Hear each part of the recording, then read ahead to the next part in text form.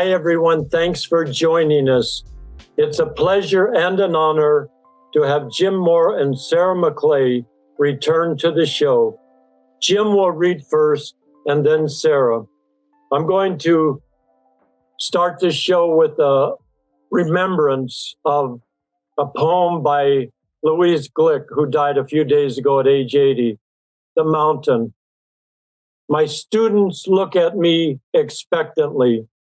I explain to them that the life of art is a life of endless labor. Their expressions hardly change. They need to know a little more about endless labor. So I tell them the story of Sisyphus, how he was doomed to push a rock up a mountain, knowing nothing would come of this effort, but that he would repeat it indefinitely. I tell them there is joy in this, in the artist's life, that one eludes judgment. And as I speak, I am secretly pushing a rock myself, slyly pushing it up the steep face of a mountain. Why do I lie to these children? They aren't listening. They aren't deceived. Their fingers tapping at the wooden desks. So I retract the myth. I tell them it occurs in hell and that the artist lies because he is obsessed with attainment, that he perceives the summit as that place where he will live forever, a place about to be transformed by his burden with every breath. I am standing at the top of the mountain. Both my hands are free, and the rock has added height to the mountain.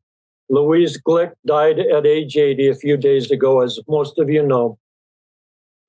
Jim Moore lives in Minneapolis and in Spoleto, Italy, with his wife, the photographer Joanne Verberg.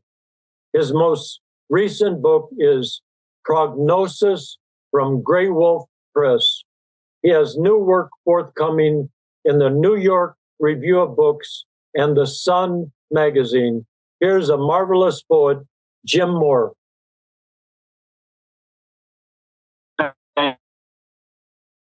For that introduction, for reading the poem by Louise Glick. That's a beauty. So I decided I would start today, Harry, by reading a poem of yours that I really like. A friend of mine sent it to me. I told him I was coming on the show, and he knew you as an actor, you know, and was very admiringly as an actor, but he didn't know you wrote poetry. So he went scouting around the internet, and this is one of the poems he came up with, and it's a beauty. It's called the John Ford Chapel, and it's a Christmas poem, 12/25/21. No roses on bushes outside chapel. A simple, almost New England place. 3 stained glass windows, floor to ceiling. 10 wooden pews with long beige pillows. At one end, blue carpet, a place to pray. I pray for continuity, breath, line, devotion. I pray for understanding, to learn to forgive those hungry, ambitious souls who see no others. I pray for the health of my neighbors. I give thanks for their generous spirits. I pray to be a good person and not offend others. To depart, startle me 11 times. I ask to recognize times, to see others in a more human array. Pray for forgiveness for my limited vision. I pray to see the white wings in sun, which hold both death and love. Beautiful poem. And what a beautiful thing this show is too, Harry. Yeah. Okay. I'm going to read new poems since my last book came out in 2021. So these are poems written since then. The first one is called How to Come Out of Lockdown. And it was written really at the beginning of what is slowly becoming, I think, a new book. And so I'm just going to read it. How to Come Out of Lockdown. 1. Someone will need to forgive me for being who I am, for sneaking back to my blue chair by the window, where for the last 370 days, I have learned that to be alone is what is good for me. I am pretending as if I really belong with those who want to return to this world with open arms, even though it has done to us what it has done. I wish I could open like that, instead of wanting to turn my back on it all, as if life in the world were a marriage assumed too young and necessary behind. Try as I might, I will never become one of the world's faithful ones. My naked face and your naked face, maskless, a cold March dawn, harsh sunlight, impersonal and honest, mindless, like the light from a surgeon's lamp, worn on the forehead as you peer down into the wound. Nothing in this new life is asked of me, except to remember how small I am. Section 2. Sometimes the world won't let itself be sung, can't become a poem. Sometimes we are sane, but sanity alone is not enough. Warm moonlight and wind, I am sitting here simply breathing, because there is no other way to be with those who no longer can. I don't know what to say about it all, but if you do, please show me how to be you. In the last play I saw 14 months ago, before there were no more plays, they had made a sea of the stage. Songs were chanted on its shore, lives lived, people pretended to die, and a ship sailed into the night.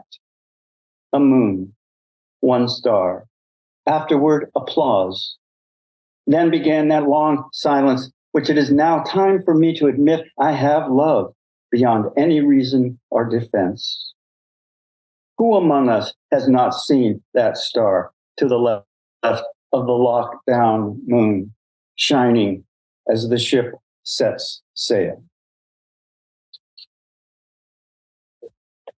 So the poems I've been writing since my last book have often been poems having to do with trying to come to terms with life rather than figuring it out or trying to overwhelm it or in some way bypass it. This poem is called Mother, and it's for Joanne. My friend and I had a cat we called Mother. I took the couch. My friend got the one bedroom because he often had sex and needed that private darkness. I had not yet had sex of my own volition. No one knew I had been raped. I was so unknowing, I barely knew it myself, how lost I was to myself. I was maybe 20. We loved that cat, which had wandered into our lives, rubbing our legs, needing love and milk and a safe place to sleep, like any creature arriving on this earth from God knows where and God knows why.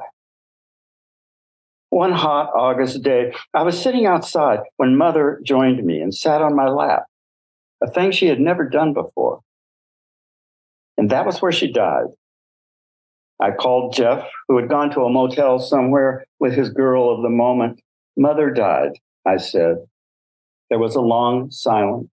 Then he whispered quietly, "Oh no," as if he wanted to keep his sorrow to himself. Many years later, I told my actual mother about the rape. She cried a little and was angry on my behalf. I was calm, relieved. Then life went on as it does, without much of a pause. I was not healed by telling her, I am sorry to say. I am still not at 79. The beautiful gray sky of a rainy May day and the lindens coming into flower, that smell. You and I both love it. Did you know all along I was writing this poem to you? Often at night, we walk to the river and stare down into the black current, which has reached flood stage and carries everything before it.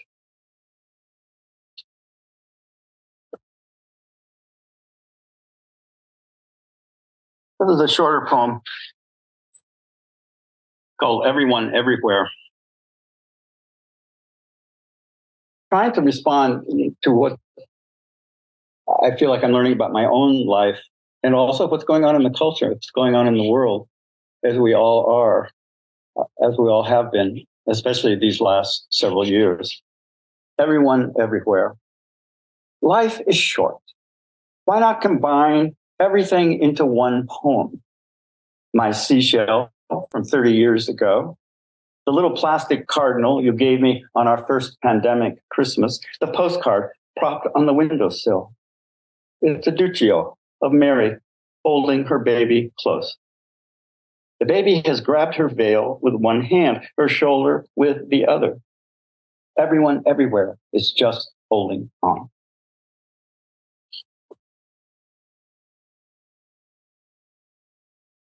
And so inevitably,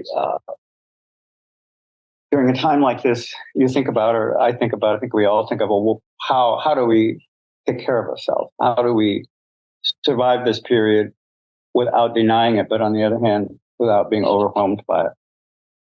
This poem is called The Need Is So Great. Sometimes I just sit like this at the window and watch the darkness come. If I'm smart, I'll put on Bach. I'm thinking now of how far it always seems there is to go.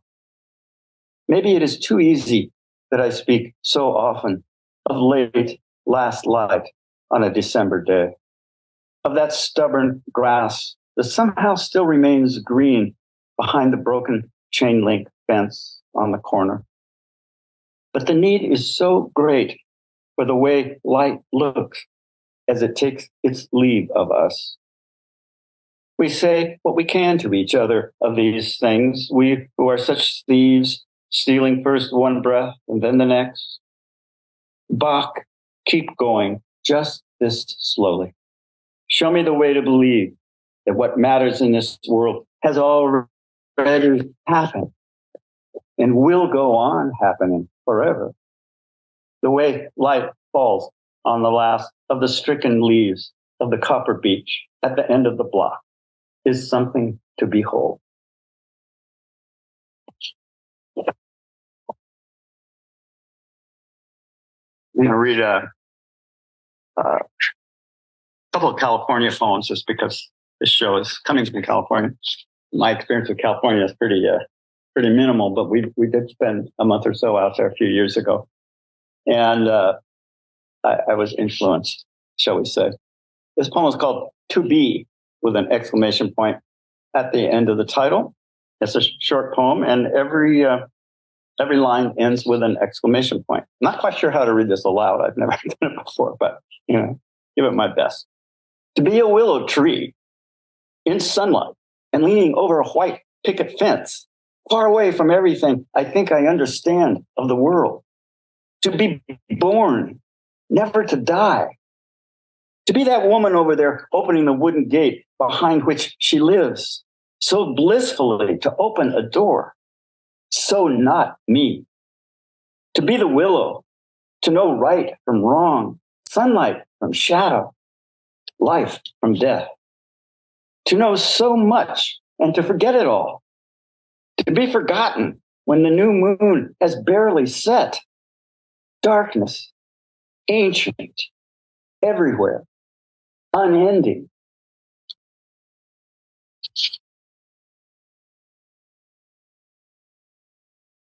That was fun to read. This poem is called What Helps. I think it was the first poem I wrote for this new book where I really understood who I was, where I was going, what I was leaving behind, and what mattered. The poem is called What Helps.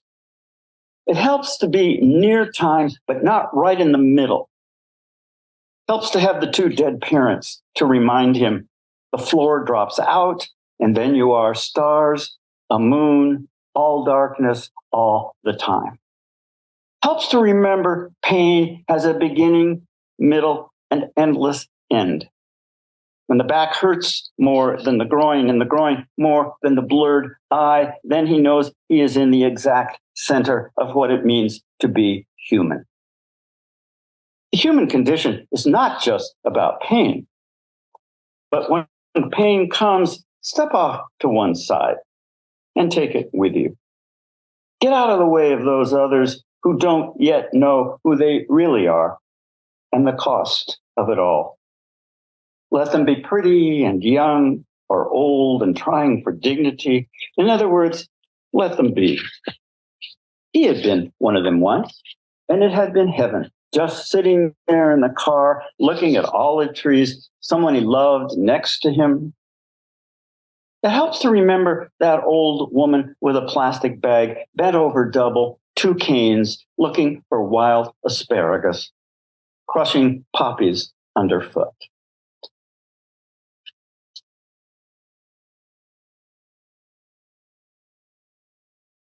This is a poem I wrote last spring. Former student of mine, a really good poet, was having a publication reading for her book. So this poem is for Kate Lucas, and the poem was called At the Poetry Reading Last Night. There were stars projected onto a white sheet. There was a grandfather's suicide. I felt lonely, agitated, strangely guilty, as if the poet were my granddaughter, and I had not served her well. Afterward, there was a moon, the first in several days. The smell of lilies of the valley. I felt the old familiar anger. As usual, I didn't know why. Now that I can't see well at night, it's a little dangerous to be me. I am, on my good nights, like a pine tree underneath a moon breaking through clouds. I shine thanks to a light not my own. Too much about myself of that light, that quiet poise, that silence, not of that beauty. I think that is why I am too often angry with the universe. I try to outshine it. I'm like a battlefield. After the war is over, nothing is left of the world as it once was. Trees have been bombed into splinters. The earth is broken. No one wants to live there. I am the kind of monument you see in such places, a plaque that gives the dates of the battle and how many died. I am a reminder of the cost of war. I think of the poet and her dead grandfather. Those galaxies so far away, unreachable. And yet, for that reason, a comfort. I need to stand for something beyond my own defeat. And that would be what exactly? The word humility comes to mind. If I make it further than that, I will let you know.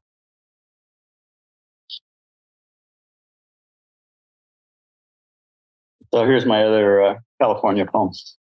My California. You know, we in the Midwest have certain ideas about California, which are wrong. My California. In case you didn't know, birds of paradise don't always live and die in pots. There is a world. Forest fires, earthquakes, birds of paradise. I live here now, sunlight and shadow. It is sweet to be seduced so easily. A little warm dirt underfoot, and suddenly I'm smiling as if I get the joke to which I am the punchline. My father was born 30 miles from here, near where the ocean begins, and most troubles created by humankind no longer feel as if they have a point. Along came the Depression. Grandfather had to sell the orange grove. My father dropped out of his college, hitchhiked to Decatur, Illinois, and that was that.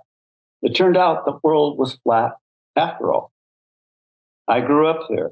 No bookstores, no birds of paradise, no stone Buddhas sitting quietly in gardens next to cacti and persimmons, lavender, and permission to be.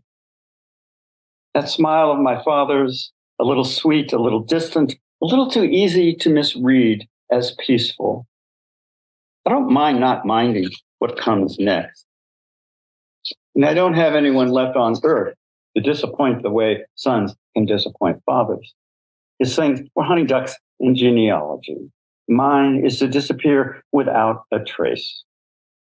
I'm ashamed to be who I am, but there is no shame in that, I tell myself, now that I am a temporary Californian. In California, I sit facing the sun. Sometimes my jacket is not necessary. Birds of paradise, persimmons, bare skin, shamelessness. But it feels to me like I better get back to California. So let's see how we're doing. Okay, this poem is called Last Day. Last Day. Section 1. The mountain barely visible in the distance. The sound of the neighbor's voice, for once not anger. The hill half in shadow, half not. One last dog barking his heart out. The bells of 7:30 a.m. Now the woman 2 doors away who coughs is coughing again. Say what you will, I stayed as long as I could. I was often alone, but not lonely. I was sad, but not only. The pine tree shone in early light. From now on in this life, every day the last day. Suddenly it is August again. Heat turns the sky purple, a deep bruise. Even if it heals, everything will feel more tender than before and more hopeless.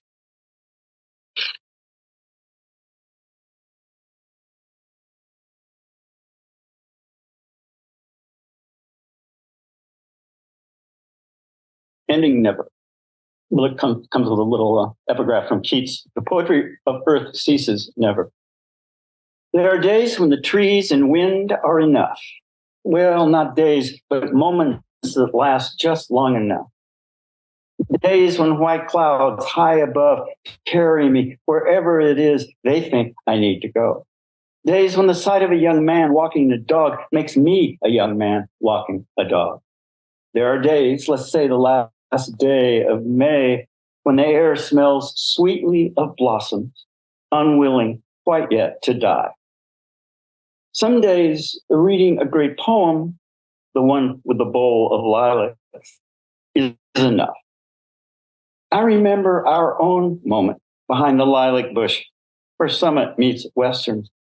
It was the first time I ever felt your nakedness against my chest. As I remember, this is now 37 years ago, it was almost dark. There were scattered headlights, and never has there ever been too much of the earth. So let the cicadas sing, beginning in June, ending never.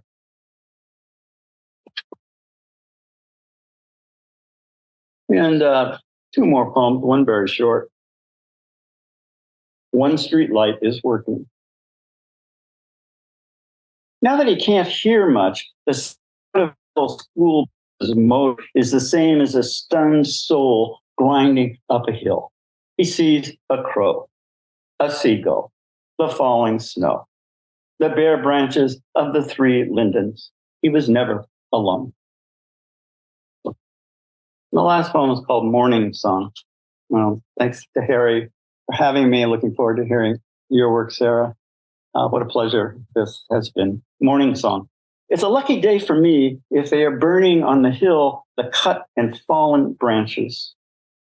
Fire consumes wood, smoke consumes air. Lucky day to see what burns and smokes inside me. If I sit at the window long enough, I know the moon will come back. Is that enough then? I don't mean is the moon enough, but is the waiting for the moon enough? I'm asking, is the blue enough in Mary's robe as she cradles her dead son in her lap? It is Bellini's blue in the Academia. I stood for so long in front of it that the guard sitting on his little stool stopped whistling Bridge Over Troubled Waters and stared at me in silence. But I stayed right where I was. I had fallen in love with her. that feeling of being nowhere and everywhere at once. The way they say the gods felt when there were still gods. Meanwhile, it's 6 a.m.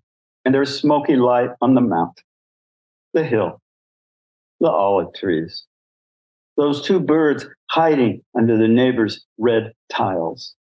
Serve us, they sing, us and us alone. Are they swallows or swifts? After all these years, I still don't know. Thank you. Thank you. Thank you, Jim, for your poetry, such a beautiful reading. Your poetry has such clarity, and you use the word humility in one of your poems, humility and honesty. And it's just such a pleasure to, you're human, and we all feel the things that you go through. And it's such a reassuring poetry that you have. And it's just so concise. And I love your poetry. And you've been with us several times. And I'm always happy when you come on. And it's always great to see you. And that's that. And so thank you, Jim Moore. And now we're on to our next poet, Sarah Maclay. Here, Harry. The author of Nightfall Marginalia, What Books Press 2023, her fifth collection. Sarah Maclay has received a City of Los Angeles Individual Artist Fellowship, a Yaddo residency. Her first full-length won the Tampa Review Prize for Poetry and was a finalist for the Blue Lynx Prize. Her poems and essays have appeared in APR, Field, Plowshares, the Tupelo Quarterly, the Writer's Chronicle, the Best American Erotic Poetry from 1800 to the present, Poetry International, where she served as book review editor and beyond. The founding artistic director of the Third Area, a gallery-based reading series. She teaches at LMU and offers periodic workshops at Beyond Baroque, roaming between LA and her native Montana. Here's a magnificent poet, Sarah Maclay. Thank you, Harry. Can you hear me okay? Yes. Great. So it happens that today is the day my new book, Nightfall Marginalia, is being released. And it's not completely released. I checked a few hours ago. It's not yet orderable on Amazon, for instance, but I think it will be by the end of the day. So I promised What Books Press, my publisher, that I would not give a total preview of that book until we have our launch reading on the 25th. But there are people here today who won't be able to get to that reading. And so I want to spend about the first half of this reading just sampling a few poems from this book. The majority of the poems in this book are nocturnes or ekphrastics. For those of you who don't know what an ekphrastic poem is, it's basically, I'm writing from art a lot. And sometimes I'm doing both of those things at once. And so I wanted to start with two poems that I started to write as a response to images. The first one, an image of Japanese dancers in the middle of a kind of a dance theater performance. And the second one, as you will see, ended up revolving around a whole series of images of Edvard Munch. I'd been looking for something that I thought was a Klimt online, and I realized it was a Munch. But in the process of doing that, I ended up coming across all of these other images that found their way into that poem. So I'll start with a very short one, a breathing lake.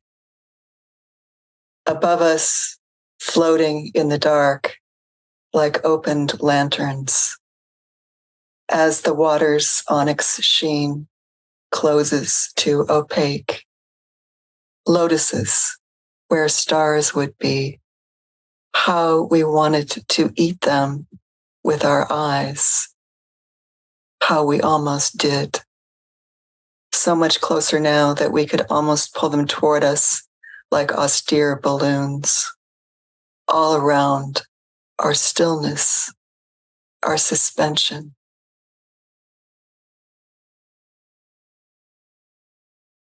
Girl standing with death by the sea. First, there was rain, or the surface was scratched. It was a long distance from green to green. Death was so quiet, so patient. Perhaps there had been trees, living ones, or maybe really just rain or scratches. It reminded her of standing on top of a hill and looking down at the city trailing below. No city, though. Maybe in the distance, a sail or a buoy, or a sprinkle of stars recessed in that intaglio of green, and a road curving along the coastline, but vacant. It's so different from standing on the footbridge with girlfriends or cousins, looking out at the noon lake, or turning around at sunset, removing a hat, letting the lake go black. In another version, the halo was red. There was a halo in that version. It covered her head like a hairband, but she was alone. She stands looking out until dawn, until the greens are mild shades of blue, and indigo is the only place that death might be, or stone.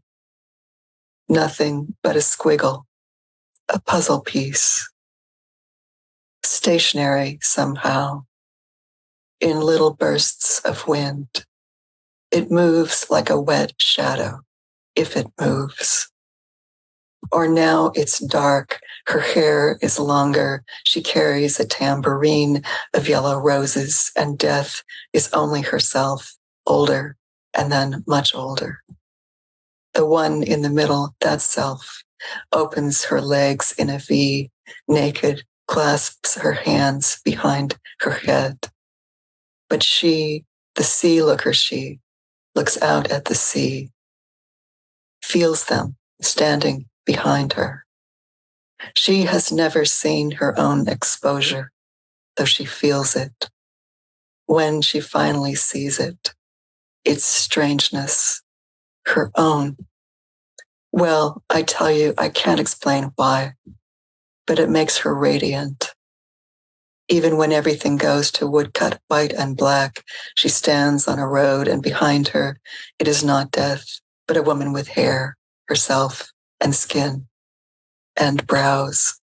A woman fully exposed, and her dark-clad companion, night herself. Or no, the only color now is the palest blue of water strafed with cloud, and she stands on the black sand before dawn in her long pale dress, and the frothy, possessed black waves must be wetting her feet, and behind her a figure approaches, a man. We see them from behind. She does not yet hear him. In her private future red bed chamber, in her long dark confusion of hair, there is no shame. Yes, a man and her three selves, as she stands in ochre fog, looking out to the sea. Her hair spills back into cloud, into branch. She is almost a ghost. He clutches his heart, or maybe just his pocket. The moon reflects in the shape of a lingam, not a pearl.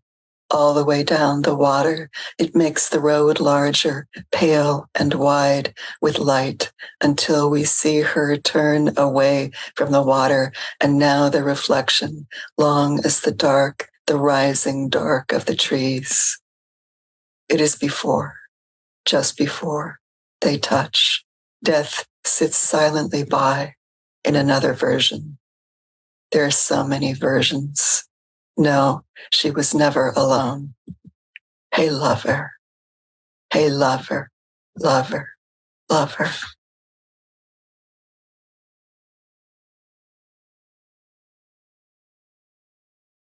This next poem, Real Estate, which is just one letter away from real estate, I began when I was working with that fellowship that Harry mentioned. And since it was under the auspices of the Department of Cultural Affairs of the city of LA, I decided I wanted to do a really big canvas Los Angeles poem. And as I was looking around, a lot of things had already stuck to me. This became sort of a docu-poem, sort of in the mode of a city that looked like it had been painted half by David Hockney and half by Hieronymus Bosch, increasingly. Real estate. Thou shalt hang thy blankets from a tree, or thou shalt score a gig as a retail doorman on Rodeo. Thou shalt cover thyself with a sheet of clear plastic and kick at the corner of Broadway and 6th while pedestrians pass. Thou shalt fumble for keys at the end of the night shift, still in scrubs. Thou shalt hang a right in thy pre-owned 911 Carrera. Thou shalt remove all personal belongings from thy cubicle before the end of the business day. Here's a box. Thou shalt spring for the $27,000 beaded gown not far from the Bois d'Argent. Thou shalt prop the mattress against the eucalyptus across the street from the house in escrow, the 2-story for lease, and the Renault covered in Tyvek. Thou shalt park thine SLK 320 under the sycamore leaves. Thou shalt not be able to light your cigarette in the wind as you sit on the stoop behind the open storefront display of wighead mannequins. It's an economy storage box. Thou shalt pick up the tab on the ornamental $13,000 Buddha and that 6K bottle of scotch in the duty-free. Thou shalt dry thy clothes on the guardrail in front of the Walgreens and shabu shabu. Thou shalt walk with weights in the evening as the sky turns amethyst, then amber, and the water comes on inches from the rusty grass.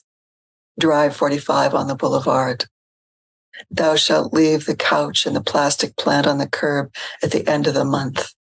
Thou shalt load the Relo Cube for pickup at Glendon and Vienna. Thou shalt live in the back of a 1950s Buick with shattered glass. You can use the Wi-Fi at the Starbucks next door to the dollar loan. Thou might get a construction job on the northern side of the national rent offense. Thou shalt put the tents up after the shoppers leave. Thou shalt no longer be able to afford the unpermitted room within earshot of gunshot and helicopter. Thou shalt join the 17 million readers who have fallen. Thou shalt try to sleep in the late afternoon at the base of a street lamp on the hidden side of a shell in the marina. Thou shalt lose thy shirt selling armor, rugs, and chandeliers. No parking anytime. Thou shalt stick 2 signs in the lawn, house for lease and tutoring. Thou shalt check the stats on the listings from the last 6 days. Thou shalt organize thy belongings carefully under the overpass. Thou shalt not vacate the premises without giving a 30-day notice. Thou shalt guard the tents at Venison Globe, open door policy. Thou shalt not sleep except upon a concrete floor.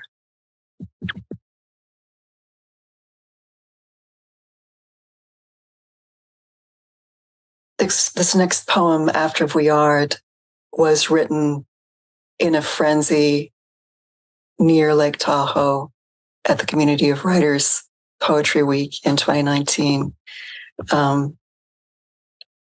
That's a wonderful week of poetry where everybody's writing a poem a day and then workshopping it the next day. And I was going to be in Jane Miller's workshop the next day, a poet I really like. So I was extra inspired to do something that felt risky and good. And I happened on an image of this painting by Vuillard called The House at Vaucresson.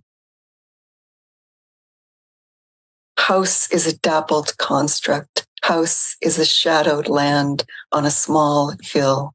House is before the abundant garden, the bird-like stems and butterflies of flowers pirouetting, nearly as large as the windows, or leaves like yellow diurnal bats. House is behind the woman in the satin pink kimono, face as large as the first floor. House is the tiny gardener, head as big as a rose, inspecting the hedge. Perspective is filigreed blue shadow below the white hibiscus stamens longer than a hand. Windows turning red as the roof in the evening sun, red as the tallest floribunda, is the woman with rose petal hair in the lattice of shadows is the dark canoe-shaped shadow on the roof, the figure behind the open curtain, the closed cerulean shutters. Their slightly aged pastel, the texture of their rough wood. The door thrown open, the hot, sweet smell of summer-singed pollen, the soft sounds of garments landing on the floor. Is for sale. Is her blue hat. Is the cracked tectonic floor. Is no longer there. Is the sun hitting the pavers, the terraced dry dirt steps, the chair, the thorns. Perspective is the removed corset, longer than petals, the flying light, the light flying, night coming on to the left above the acacia, below the pine, illuminating the chorus line of genies playing their bagpipes as the canas and the ultimate dwarf-bearded irises unfurl, unravel, nearly ragged, vulvic, utterly, and the whole yard is full of flying things abundantly tethered enough to stay in position for a time, for this moment. This blue, I'm telling you, I can't make out, though it's closer to larkspur than indigo, closer to denim, closer to bamboo. I guess I should be happy. How does it speak?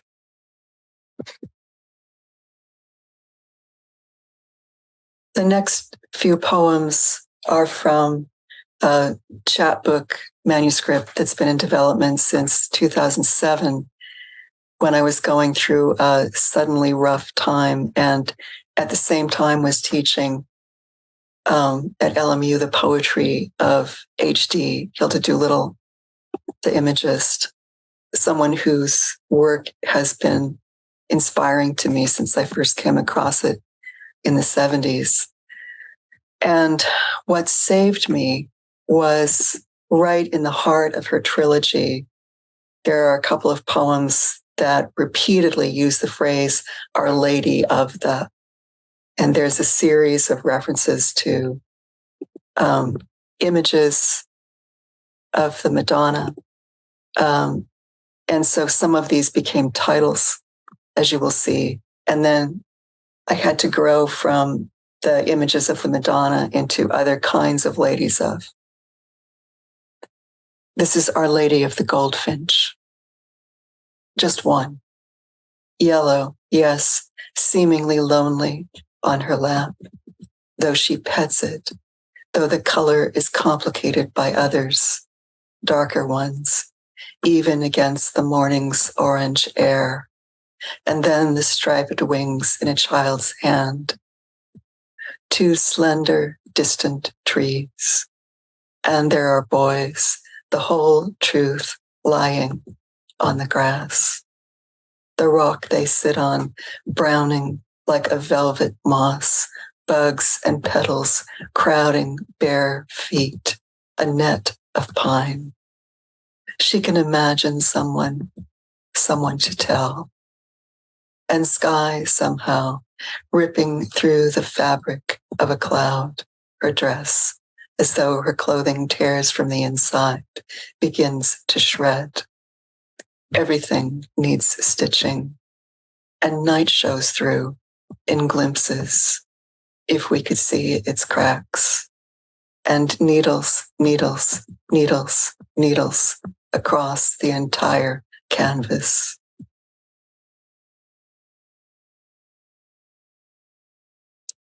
This is Our Lady of Cicadas, or locusts. I had thought for many years that there were birds, that she gathered sticks for firewood, carried like long poles across the center of her body, that she dressed in black habitually, passing other stacks of sticks or palm debris, the sheaves of something less than wood, but more than leaf, that she carried these long sticks through silent streets, white stucco walls. But it was a cemetery, and the monuments as large as houses, and the dress for mourning. And not streets were vacant, but the rows, and not birds, not birds.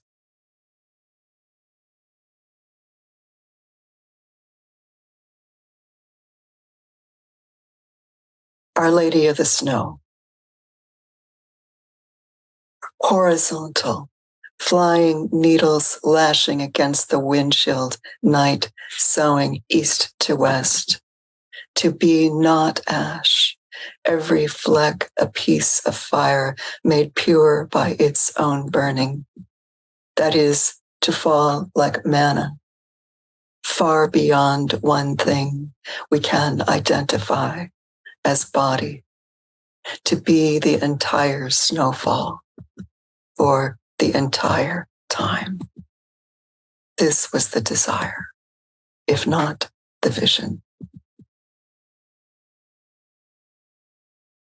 And I want to finish with a fairly new poem that will be coming out in an anthology from Tupelo Press, I think in fall of 2025 now, called The Last Milkweed Anthology, in which there was a prompt that had everything to do with autumn, not just as a season. So this is called Swan Song, Autumn, O Bod. Valentine, Valentino, valiant, salient liqueur on that Ojai hotel table, jodhpuring or purring softly, just down low. Even I will wilt, while how many times, door ajar, did you enter? There was that moment, jet velvet and leather turned entirely without azure, it seems, but sky joining, horizon vast, cemented. No indigo, but jade, black, treeful, vert, appropriately earned. Tell me again of a cabin, wooded windows, bring my morning Joe, maybe Cafe Verona, or when you sat on my bed in that ivory cutaway, ivory and white, just hushed in like the 19th century, visiting and suave, joyous, also wildly open, calm, voicing the secret purpose of conflict and how to do it well, just like a Baudelaire Buddha, a Valérie Flaneur, and Ormolu Mallarmé making me achy and free. How quietly then the cotton or linen must slip from one of us onto the walking body of a child, alone, tan. The cloth now a simple shift, golden tressed, a girl, but with something like your eyes, commingled. Or maybe unrelated. It's uncanny warm and still, barren sidewalk, morning. No one else around, no sound. She both directed and astray. Carefully, but how does one begin to help to dry. This pixie cut in silence, the ficus and flame tree, feathers grounded, broken wing in the darkening sunlight of midday. Maybe it was then I reached for the iron fence post just to stand. Or maybe that was you. Where is our windowed hotel view of city lights from the sheets? Which city? Our night field, those wet stars. Send back that cabin, swan around waist from behind. Thank you, Sarah, for such a superlative reading. Your poetry has radiance, sensuousness, a regalness in it, and I always am fascinated by your settings of a poem and how you move from the here and now to another place, through the senses, or it could be a plane, an art, a canvas that you work on, or time, and it's just you just have such a lovely voice and vision in your poetry that I'm always it's almost eerie, the way you create something. It just, in some sense, it's divine how you do it, how you put it all together. I know your senses are always bound up. You're a very learned woman, and I love that. I love that last poem. All of the poems you read were great, and I love it that you love HD. I mean, sometimes I think HD may be the greatest 20th century American poet. I mean, she's just so great. Her poems are like sculpture on the page. And so I appreciate your writing very much. What could you tell us in a minute or two, just about take a poem of yours and just tell us how you begin a poem and work through a poem and end a poem? I know you may not want to do that, but it's just, there's such a mystery in your poetry. Could you just give us? Thank you. It varies a lot.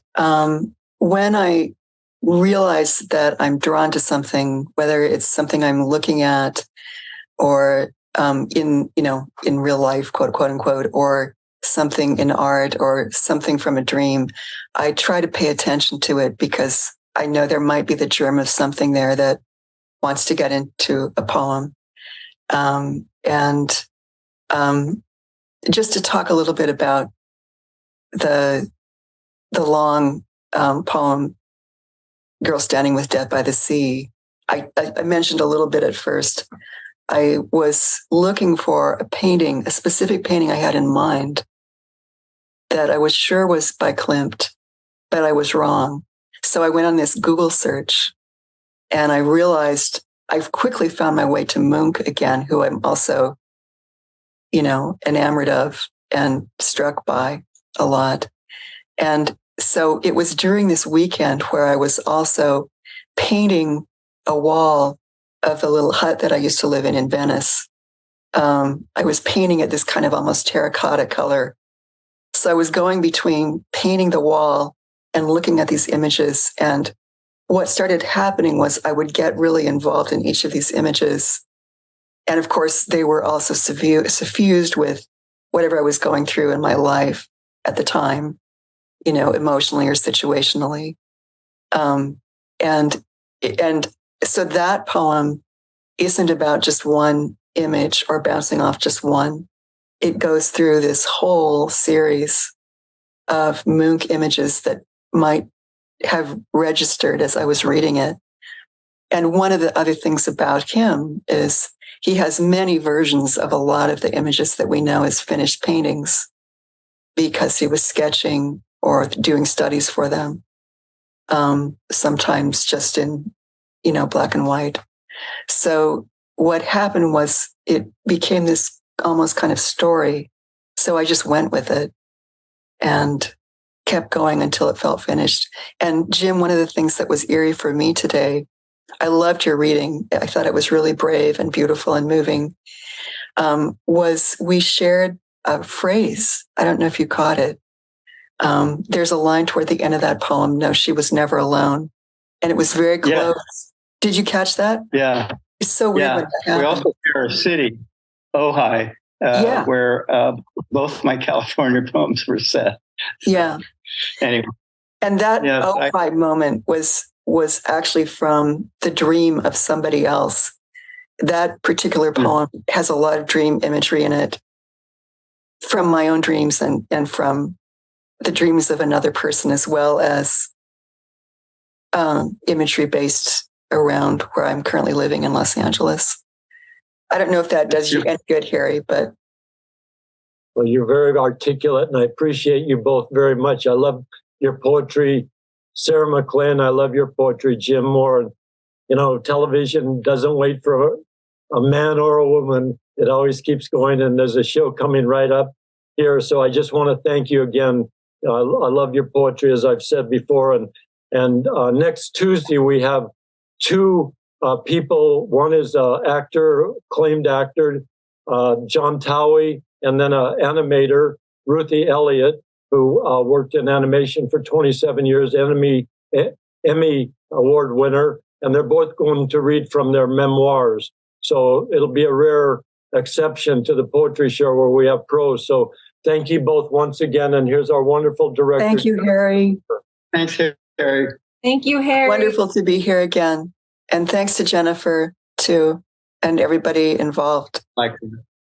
Yeah, truly, it is our pleasure. And we look forward to having you back again soon. Right, Harry?